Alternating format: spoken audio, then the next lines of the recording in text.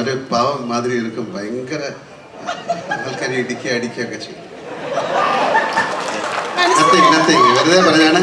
560 cinema ചെയ്ത ഒരാളാണ് എൻ്റെ അടുത്തൊരു സിനിമ തന്നെ വന്നിരിക്കുന്നത്.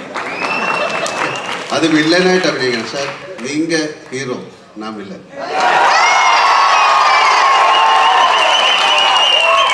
അപ്പൊ ഫസ്റ്റ് സീനിൽ തന്നെ ഞാൻ വെടിവെച്ച് കൊല്ലും. ഫയർ പണി നീങ്ക കൊല്ലപ്പെടുക. So here I welcome superstar എന്നുള്ള വാക്ക് ഞാൻ വിളിക്കില്ല. കാരണം for me he is the phenomenon of Indian cinema. Let's call on stage the one-man blockbuster Lalita.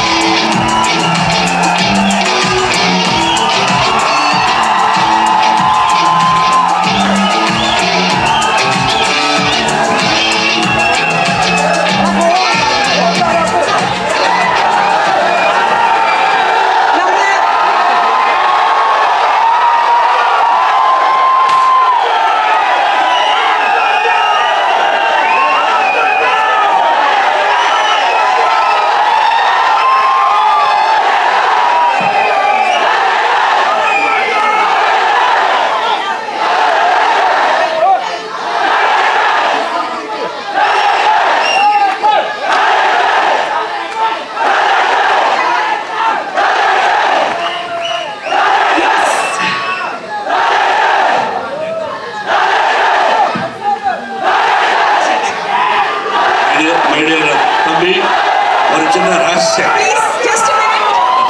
രഹസ്യം. Give me one small request. சிதம்பரத்திலிருந்து அந்த நடராஜ விக்கிரகத்துக்கு மாலை போட்டிருந்து அதை நான் ஃபோன் பண்ணி கொண்டு வந்திருக்கேன். அப்புறம் Balaji Tirupati shawl. I want to do small song. കണ്ണപ്പയുടെ മുഴുവൻ ക്രൂ, മോഹൻ ബാബു സാർ, വിഷ്ണു ഗാരു, എല്ലാവരും ആർട്ടിസ്റ്റുകളെ ചേർന്നിട്ട് നമ്മുടെ സ്വന്തം ലാലേട്ടന് ഒരു ഫെലിസിറ്റേഷൻ നടത്താൻ പോവുകയാണ്. There's no better way of honoring the pride of Indian cinema, and that's been done by Kannappa team.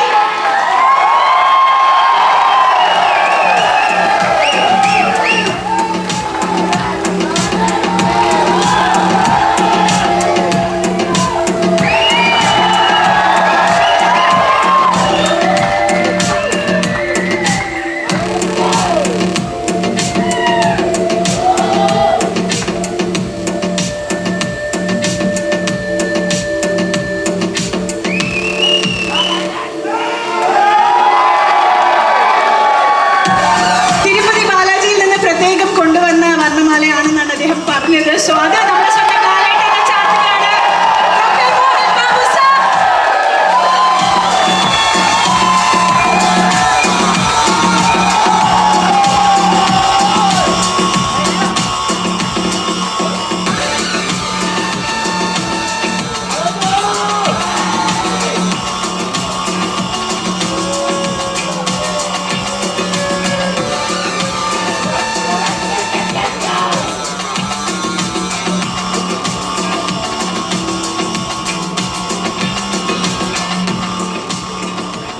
അങ്ങനെ നമ്മുടെ ലാലേട്ടനോട് ചോദിക്കാം അല്ലേ, കണ്ണപ്പ വിശേഷം.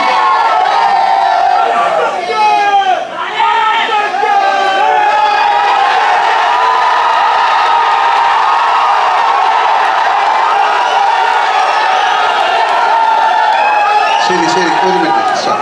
ഓക്കെ, എല്ലാവർക്കും വളരെ സന്തോഷകരമായ ഒരു സായനം നേരുന്നു.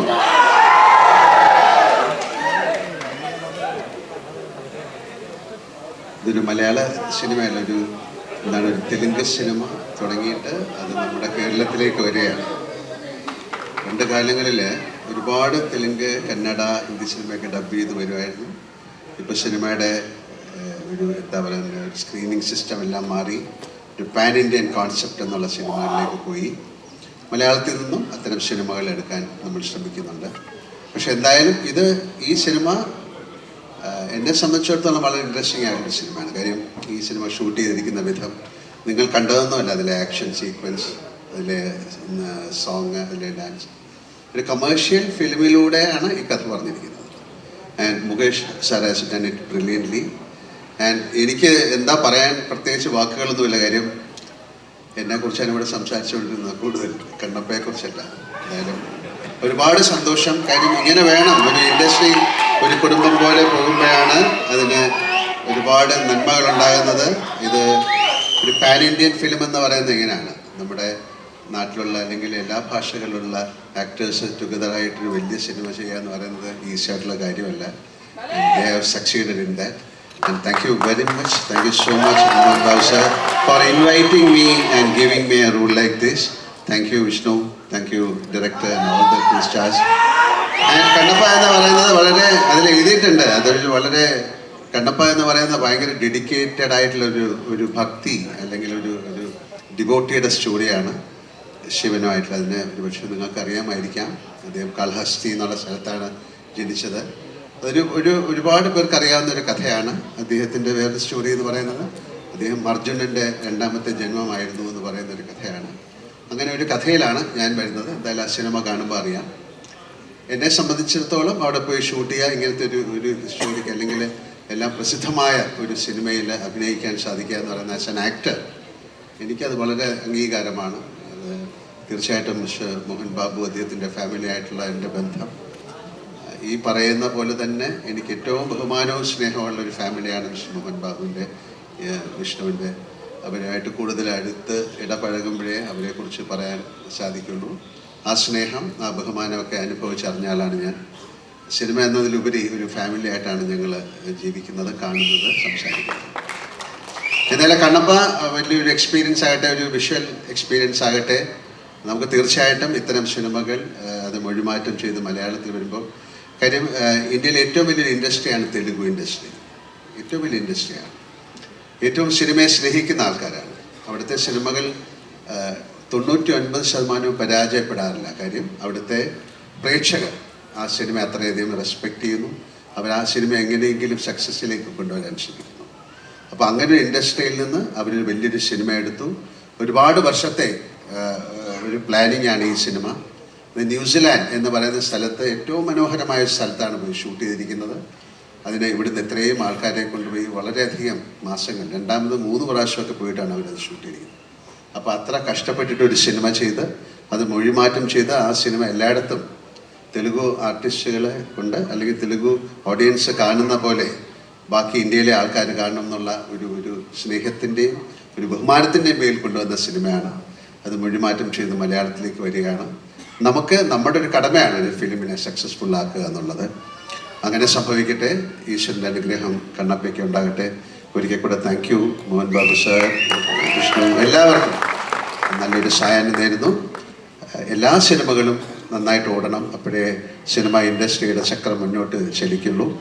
അതിന് തീർച്ചയായിട്ടും പ്രേക്ഷകരായ നിങ്ങളുടെ അനുഗ്രഹവും അതിനുള്ള സഹായം ഉണ്ടാകണം. ആ പ്രതീക്ഷയോടുകൂടി ഞാൻ നിർത്തുന്നു. എല്ലാവർക്കും നല്ലൊരു രാത്രി നേരുന്നു. Thank you so much. ഒരു ചെറിയ കാര്യം ചോദിക്കാൻ ഞാൻ ആഗ്രഹിക്കുന്നു. മോഹൻ ബാബു സാർ നേരത്തെ പറഞ്ഞിരുന്നു അദ്ദേഹത്തിന്റെ ബിഹൈൻഡ് ദ സീൻ കഥകൾ ലാലേട്ടനെ കുറിച്ച് പറയുമ്പം he was going on and on. അദ്ദേഹം ആഗ്രഹിക്കുന്ന ഒരു കാര്യമാണ് ഒരു കോമ്പിനേഷൻ സീൻ വിത്ത് ലാലേട്ടൻ. അത് ഇത്രയും വർഷത്തെ സിനിമാ ജീവിതത്തിൽ അദ്ദേഹം ഇപ്പോഴും ആഗ്രഹിക്കുന്ന ഒരു കാര്യമായിട്ട് പറയുന്നു. നമ്മൾക്കും ആഗ്രഹിക്കാമോ അങ്ങനെ ഒരു കാര്യം? To be very honest, to work with Mohan Babu sir is not that easy. He's a hot-tempered person. ഒരു പാവം മാതിരി എടുക്കും. ഭയങ്കര ആൾക്കാരെ അടിക്കുകയൊക്കെ ചെയ്യും. Nothing. വെറുതെ പറഞ്ഞാണ്. Is one of the sweetest person I have seen. 560 cinema ചെയ്ത ഒരാളാണ് എൻ്റെ അടുത്തൊരു സിനിമ തന്നെ വന്നിരിക്കുന്നത്. അത് വില്ലനായിട്ട് അഭിനയിക്കണം. സാർ നീങ്ക ഹീറോ, നാം വില്ലൻ.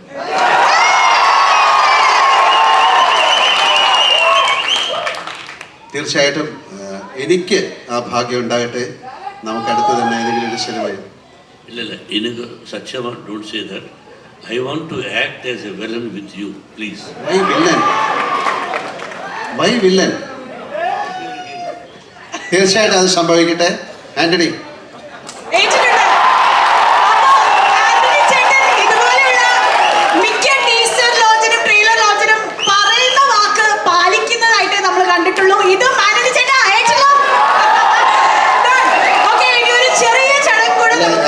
ഫസ്റ്റ് സീനിൽ തന്നെ ഞാൻ വെടിവെച്ച് കൊല്ലും.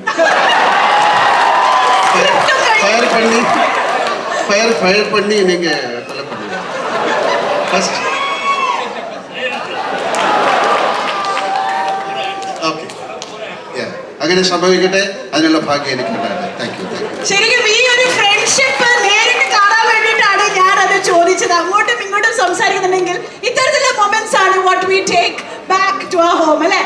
അപ്പോൾ ഇനിയൊരു ചെറിയ ചടങ്ങ് കൂടി ഉണ്ട്. നമ്മുടെ സ്വന്തം ലാലേട്ടൻ ഫാൻ